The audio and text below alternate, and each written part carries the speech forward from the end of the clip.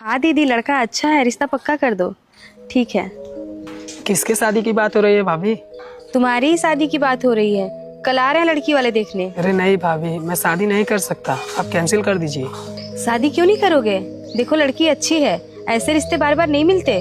भाभी मैंने बोल दिया ना एक बार, मुझे शादी नहीं करनी तो नहीं करनी। आप क्यों बार बार बोले जा रही हैं? तुम्हें हो क्या गया है बिक्की? तुम आज मेरी बात क्यों नहीं मान रहे हो? भाभी मुझे कुछ नहीं हुआ है, मैं ठीक हूँ। अब बात ही ऐसा कर रही हैं। देखो तुम कुछ भी सोचो, लेकिन तुम्हें शादी तो करनी ही होगी। भाभी ठीक है, मैं मानता हूँ, लेकिन अभी मैं शादी नहीं कर सकता हूँ बस। ठीक है, नहीं करनी है तो मत करो शादी। आने दो तुम्हारे भैया को, मैं उनसे बात करती हूँ, देखती हूँ तुम कैसे नहीं करते हो। को तो पता है मैं भैया की कोई बात टाल नहीं सकता, पर मैं उन्हें भी मना कर दूंगा। पता नहीं अपने आप को क्या समझने लगा है, मुझे तो कुछ समझ में नहीं आ रहा है। क्या हुआ? क्यों मूड अपसेट है तुम्हारा? देखिए मेरी बात सुनिए, आप उनकी शादी करा दीजिए।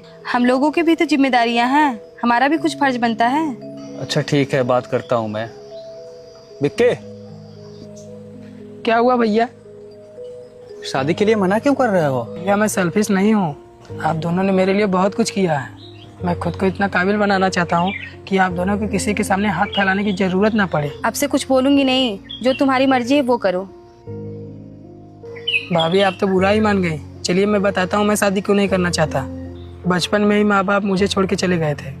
उसके बाद से आप लोगों ने ही मेरी सारी जिम्मेदारी उठाई, मुझे पढ़ाया लिखाया, मुझे संभाला। भैया आपने अपनी सारी कमाई मुझ पे लगा दी। आप लोगों ने मेरे चक्कर में अपने कभी शौक पूरे नहीं किए। आप लोगों ने अपनी जिम्मेदारी निभाई। मेरा भी फर्ज बनता है कि मैं अपनी जिम्मेदारी निभाऊँ। मैं तेरी बात समझता हूँ, लेकिन इस बात का शादी से क्या मतलब? मतलब है भैया, तभी कह रहा हूँ। क्या मतलब है, बताना जरा।